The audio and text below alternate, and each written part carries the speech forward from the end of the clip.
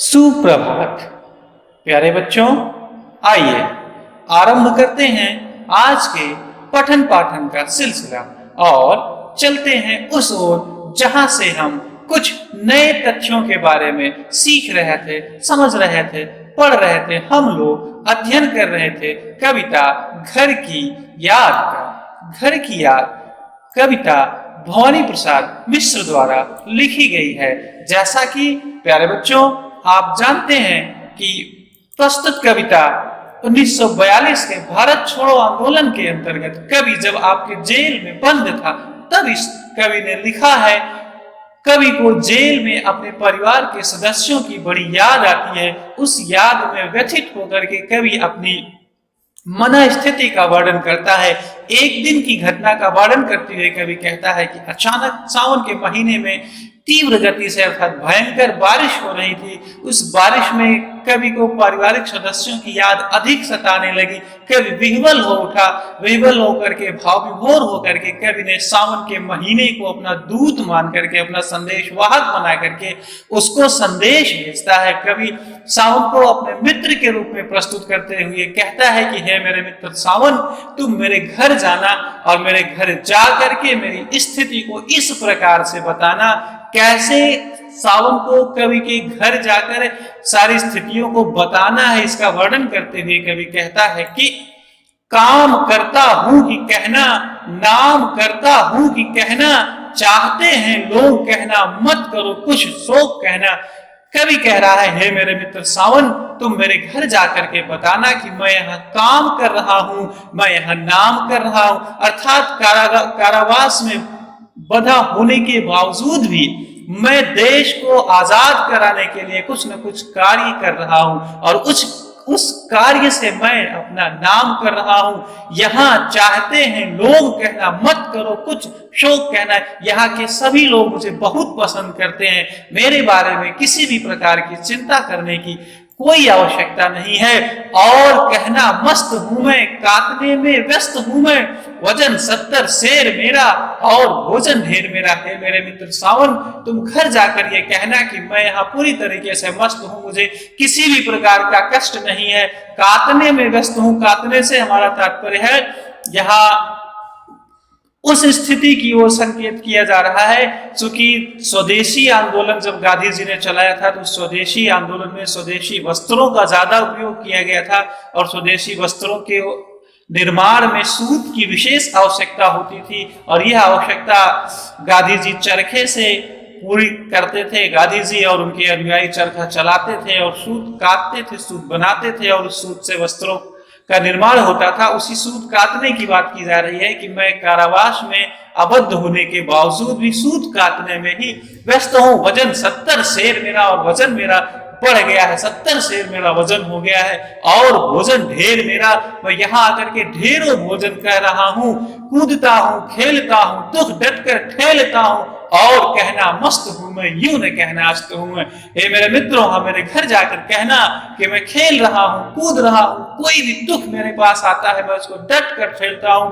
पूरा दृढ़ निश्चय के साथ मैं उस दुख को दूर करने में पूरी तरीके से तत्पर रहता हूं और मैं यहाँ हमेशा मस्त रहता हूं। किसी प्रकार की परिस्थिति मुझ पर हावी नहीं है। हे मेरे मित्र, एक बात का ध्यान रखना कि मेरे घर जाकर यह न कहना कि मैं यहाँ आकर के अस्त हो गया हूं। हाय रे ऐसा न कहना है कि जो वैसा न कहना, कह न देना जागता हूं, आदमी से भागता हूं। हे मेरे मित्र सावन, तुम मेरे घर जाकर ऐसा कभी मत कहना जैसा यहाँ तुम देख रहे हो। यहां से एक प्रश्न बनता है, कवि सावन को घर जाकर झूठ बोलने की सलाह क्यों देता है?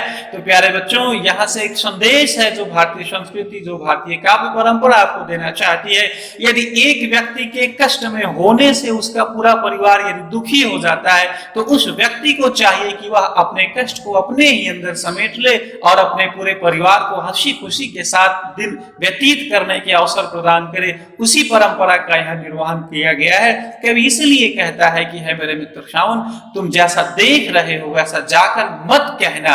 तुम जाकर के जैसा जैसा मैंने कहा है वैसे बताना। देखना, तुम ध्यान रखना, ये कह न देना जागता हूं आदमी से भागता हूं। तुम मेरे घर जाकर ये न कह देना कि मुझे रात भर नींद नहीं आती, मैं जागता रहता हूं, यहाँ के मनुष्यों को देख करके मैं भागता रहता हूं। कह न देना मौन हूं मैं, खुद न समझू कौन हूं मैं। देखना, कुछ बक न देना, उन्हें कोई शक न देना। हे मेरे मित्र सावन, तुम देखना, इस बात को ध्यान में रखना। तुम वहां जाकर के कहते हो, वहां जब अपने संदेश को बताना, तो यह मत कहना कि मैं यहाँ मौन हो गया हूं, मैं खुद ही नहीं पहचान पा रहा हूं कि मैं कौन हूं। मेरी बात को पूरी सावधानी से कहना। इसलिए कभी कह रहा है, देखना, कुछ बक न देना। देखो, कुछ जल्दबाजी में, अधिक बोलने के प्रयास में कुछ कह न देना, उन्हें कोई शक न देना। यहाँ दूत परंपरा का, संदेश वाहक की परंपरा का निर्वहन करने पर विशेष जोर दिया गया है कि संदेश वाहक को एक कुशल वक्ता भी होना चाहिए। इसलिए यहाँ कवि कह रहा, उन्हें कोई शक न देना। जब आप मेरे संदेश को उन तक संप्रेषित करना, तो इस बात का ध्यान रखना, उन्हें कोई संदेह ना हो, वह ये समझ जाए कि तुम जो बता रहे हो वो सारी बातें वास्तविक ही है। हे सजीले हरे सावन, हे कि मेरे पुण्य पावन, तुम बरस लो वे न बरसे, पांचवें को वे न तरसे। हे मेरे प्रिय मित्र, हरे भरे सजे पूर्ण पवित्रशाली सावन मित्र, तुम बरस लो, तुम्हें जितना भी बरसना है तुम बरस लो। हमारी याद में हमारे घर वालों की आंखें नहीं बरसनी चाहिए, आंखें नहीं भीगनी चाहिए। पांचवें को वे न तरसे, पांचवें को याद करके हमारे परिवार वाले कभी रोए ना। है मेरे मित्र सावन, तुम इस जिम्मेदारी का निर्वहन करते हुए जाओ और मेरे घर पर मेरी व्यथा को, मेरी स्थिति को बताओ। यह थी आज के इस काव्य की व्याख्या। आइए हम यह जानते हैं इस कवि का भाव सौंदर्य। इस कविता के भाव सौंदर्य के अंतर्गत, जैसा कि आप जानते हैं कि किसी भी कविता के खास तथ्यों को उभारा जाता है, तो आप समझ सकते हैं कि इस कविता की भाषा जो है, कविता हमारी जो है, सरल सहज जो अनुभूतिपूर्ण भावों को प्रकट करती है। आदमी से भागता हूं मैं, कवि की मानसिक पीड़ा का मार्मिक वर्णन है। सावन के लिए हरा, पुण्य पावन आदि शब्दों का प्रयोग अनुकूल एवं सार्थक है। भाव सौंदर्य के अलावा हम कविता का शिल्प सौंदर्य भी लिखते हैं। आइए जानते हैं कविता का शिल्प सौंदर्य। शिल्प सौंदर्य के अंतर्गत आप जानते हैं किसी भी कविता का व्याकरणिक परिचय दिया जाता है। उस व्याकरणिक परिचय के क्रम में कविता की भाषा सरल, सहज एवं प्रवाहपूर्ण है। पदों की आवृत्ति से कविता में अनुरंजकता आ गई है। संबोधन शैली का प्रयोग है। पुण्य पावन जैसे वाक्यों में अनुप्रास अलंकार का प्रयोग किया गया है। आज के इस अंक में आपने क्या सीखा, आपकी समझ में कितना आया, इस बात को जांचने के लिए, परखने के लिए आइए हल करते हैं आज के इस कार्य प्रपत्र को। आज के इस कार्य प्रपत्र का हमारा पहला प्रश्न है, कवि जानबूझकर झूठ क्यों बोल रहा है। दूसरा प्रश्न है, कवि की मनोदशा पर प्रकाश डालिए। आज का हमारा तीसरा प्रश्न है, कवि किसे संबोधित कर रहा है।